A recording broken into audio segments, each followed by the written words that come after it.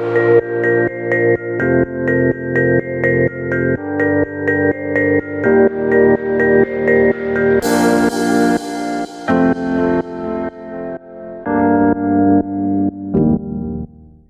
this is Rico Figliolini, host of Peachtree Corners Life.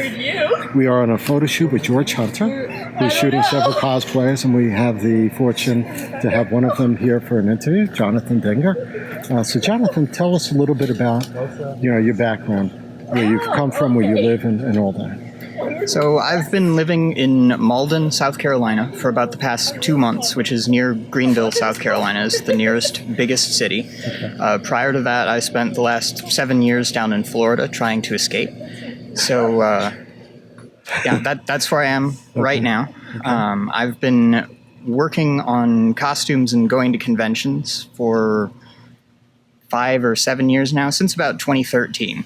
And I've spent...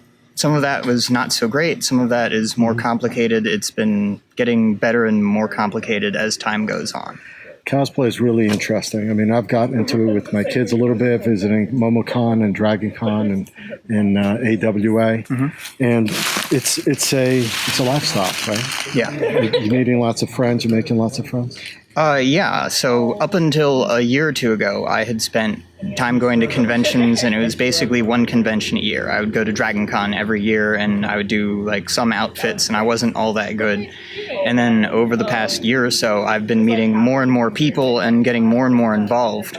And some of that has been learning experiences. I can make my outfits better. Some of that is just, hey, now I'm getting invited to do group things. Now I'm getting invited to photo shoots and stuff like this.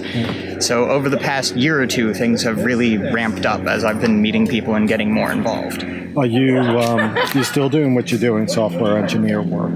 Yeah, so I spend, my day job is me sitting in front of a computer writing software and code. Like, I'm a programmer. It's what I do. Okay. So when you're doing this stuff, do you you've gone to other conventions. What other conventions have you gone to? So the one that I've gone to the most is DragonCon. I've been going every year except one since, I think, 2013. And then I've been to MomoCon this year for the first time. I went to Holiday Matsuri down in Orlando for the first time last year.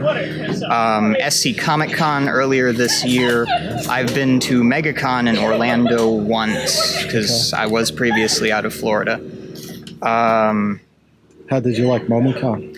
MomoCon was actually a lot of fun. It's smaller than Dragon is, but it's not like a tiny convention. It's still 45,000 attendees, which is pretty big.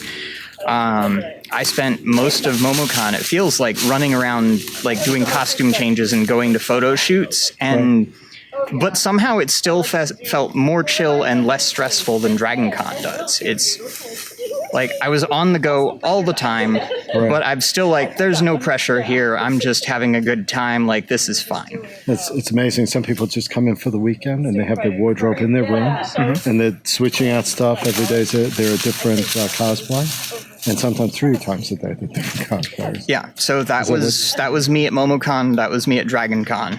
Okay. So, for instance, like Friday, I was actually wearing, this outfit on Friday of MomoCon for there was a My Hero Academia shoot in the evening. So wore this, went to the shoot. And this is, for everyone? This is Shoto Aizawa, who is one of the instructors of the main characters in the anime My Hero Academia. Oh, that one. Okay. Cool. Which you can find in Crunchyroll, which is really good. Or Funimations, actually. Yeah, I actually have a Funimation sub. It's where I see most of my anime. All right, cool. So what was your first anime character? What was your first cosplay? My first cosplay, I have to think way back for that. Most of my early cosplays were actually not based on anime, but were based on a comic series that ran in the 90s by the name of Calvin and Hobbes.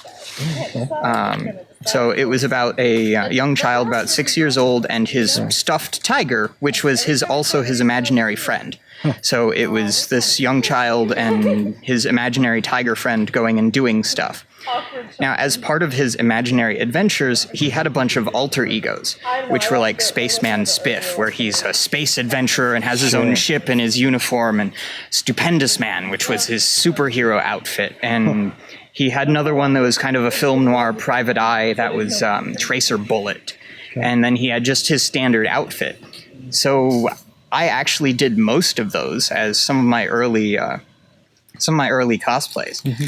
So I've done the Calvin and Hobbes standard outfit, which is, black pants and a red and black striped shirt, and I have a stuffed tiger. I've done Stupendous Man, which is basically that, except with a cape and a hood added to it. Right. I also did Spaceman Spiff one year. It was not very good, but it made me happy, which is a teal outfit with yellow highlights, so yellow boots, yellow lightning bolt on the chest, like a space goggles, and like a ray gun. Did you make those yourself? Or did you help with that, or did you? Some of it really depends. For Calvin, it's a red and black striped shirt and some black pants. So I went and dug around and I bought some stuff. I had a wig. It was the first wig I ever think I styled. It was not great. Nobody's first thing ever is. For Stupendous Man, it was again the black pants, the red and black shirt, and it was a cape and a hood / cowl. Okay. I actually made those. I went and found a tutorial on how to make a cape and how to make the cowl. There was actually a tutorial on one of the websites, I forget the name of it, but on how this woman actually made a Stupendous Man cowl for her child and how she patterned it using duct tape and any number of other things. And so I followed a tutorial for myself based on a tutorial for, making this thing for a 6-year-old. Okay. And so I still have that cape and that cowl. I love that cape. The cowl needs work. Okay. Spaceman Spiff was mostly purchased. I found a set of, blue pants, a blue shirt that would work. I did make modifications, so added yellow piping and highlights and stuff to it, and then I bought a set of fancy wraparound sunglasses. I'm like, this is good enough for his goggles. It's fine. And then I had a ray gun. So most of that stuff was purchased and somewhat modified. So which cosplayer did you do where there was a bit more involved with what you had to do? So there are a couple of those. The most recent and most complicated cosplay that I've done is a character named, he's Blue Mage. It's specifically the Blue Mage from Final Fantasy Tactics Advanced, which was, so it's from the Final Fantasy series of video games. Okay. And it's a tactics game that was, I believe, for the Game Boy Advance. Okay. And that one I've done a lot of work on. So there's a giant overcoat, which is fully lined, is real flowy in the back. Mm-hmm.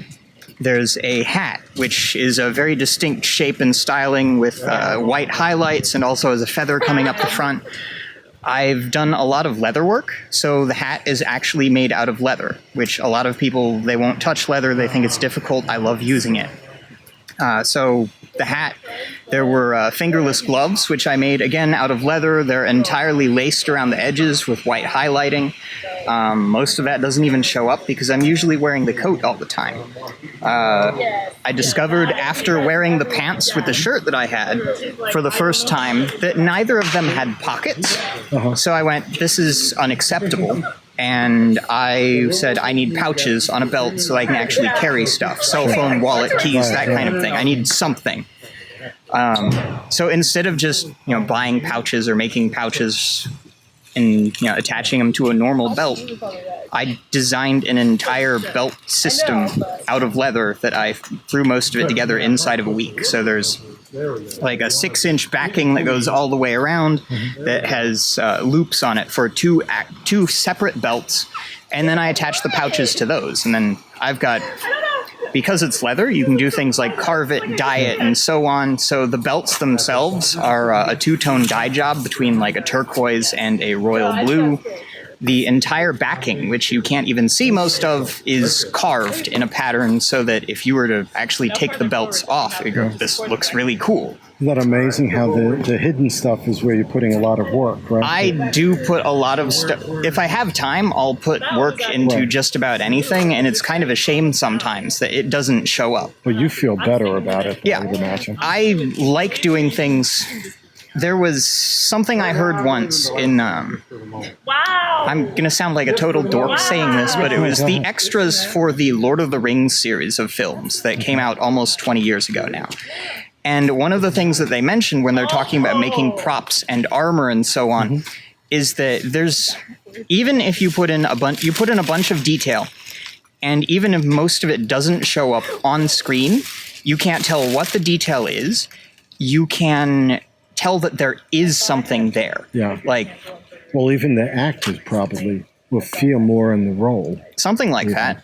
And to that note, like, I had somebody wander up to me. I'd met her before while I was wearing this outfit, and she goes, I didn't remember you being this tall. And honestly, I feel so majestic and regal wearing that outfit. I would not be surprised if I just stood up straighter as a general rule. I would think, right? Yeah, but I've got a bunch of stuff in details on that, like detailing on the pouches, extra, turquoise stones inset everywhere, carving, different dye jobs, different things like adding white lace to a blue glove to make it pop. Feathers in the hat, carving the hat, adding paint, and so on. And I think it's really cool, but yes, I am wearing a giant overcoat. Some of it doesn't show up. I've actually gone to photo shoots with it. I've paid photographers for photos, and one of the things that I made sure to do at least one of those is get photos taken without the coat on. Because then you can see the gloves. So I have a coat, it comes up to, down to here on my arm. If I take the coat off, you can see the fingerless gloves that come up almost all the way to my elbow. Cool. So you can see the entire belt system with the pouches that I have in the back. Now, you pay for photography, but sometimes, like this one, there's no payment for it because photographers want to shoot. Right? Cosplayers, because it's easy, it's more dramatic. Yeah. So up until this past year, I basically relied on haul shots, are what they'd be referred to for photos. Like, one thing that's very common with cosplayers is that we'll get into costume, we'll go out on the convention floor, and then we will entirely forget to actually take pictures of ourselves. So you'll see, like, hey, this is the only picture I have, and it's literally a selfie or something taken in a hotel room mirror, because we walk outside and we just forget.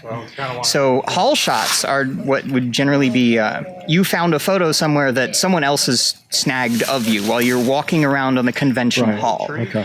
And sometimes those are just, hey, random passerby with a cell phone. There are photographers at conventions that they have decent photography setups, lights, flashes, nice cameras, and they're actual photographers, and they'll take photos. And up until this past year, I've generally been ignored by them because my outfits weren't that great. But this past year? This past year, I've actually had complicated, detailed outfits that look really cool, so I do get stopped every so often by, hey, I'm a decent photographer, I'm actually going to bother paying attention to you. And that's separate from, hey, we've got, I basically, almost the first photos that I ever paid to get taken were at MomoCon this year. And that was part of the reason I was running around so frantically, is I'd booked photo shoots with 3 different photographers, all of them paid, and I was in 2 different outfits for those, and those were on 2 different days. And so I was going back and forth, need to wear this, need to wear this, and then I entered the costume contest, need to wear that again. And then there is stuff like this where, hey, we're doing a thing, we're doing interviews for a podcast, we're taking pictures, just come out and have fun in costume. And this is one of the first times I've done something like this. Cool. Well, we've been talking to Jonathan Dinger. Appreciate that, Jonathan. And the next character that you're going to be, next convention, next cosplayer? I'm still going back and forth on exactly what I'm going to be working on next, but I'm looking at Tokoyami from My Hero Academia, possibly for AWA. And then I also want to do Gobta, which is from an anime called That Time I Was Reincarnated as a Slime, which is still a terrible title. And great anime, though. Yeah, and the other 2 that I'm looking at are Hiccup from the How to Train Your Dragon series, which I really want to do, and also L'Arc Berg from the Rising of the Shield Hero series. So sometime in the next couple of months, I'm going to be working on one or all of those, or even Meliodas from Seven Deadly Sins, which is another one. Cool. And you'll be at AWA, maybe? I am planning on being at AWA. Cool. Thank you, Jonathan. Appreciate it. Thank you.